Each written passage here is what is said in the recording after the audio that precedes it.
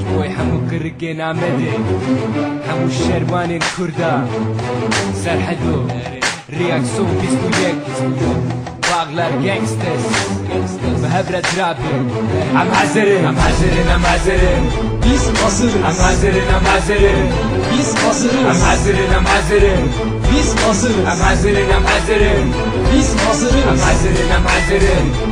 hazırız. عم حزرين Biz hazırız.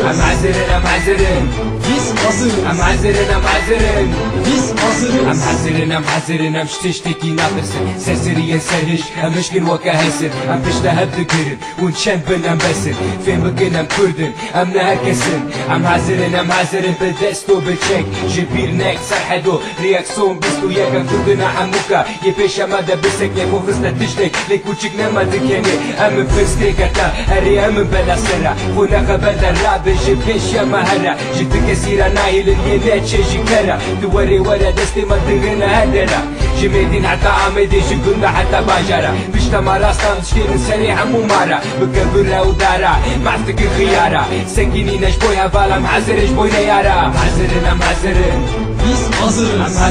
محزرين Biz hazırız. محزرين Biz hazırız. محزرين Biz hazırız.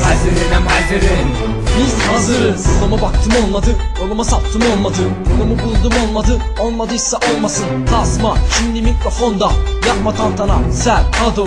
İşte bak burada lan, şimdi bak biz hazırız. Sen topunu kolla, tabancan elimde, bomba düştü yere.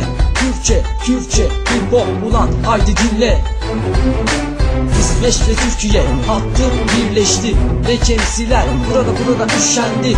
İşte 3 MC mikrofonda Serhado, Tasma, Egola. Haydi bak ve anla Real Hip Hop.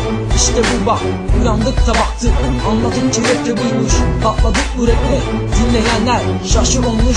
Son sözümüz biz hazırız. محزرين Biz hazırız. محزرين Biz hazırız. محزرين Biz hazırız. محزرين Biz hazırız. محزرين Biz hazırız. محزرين Biz hazırız. محزرين Biz hazırız.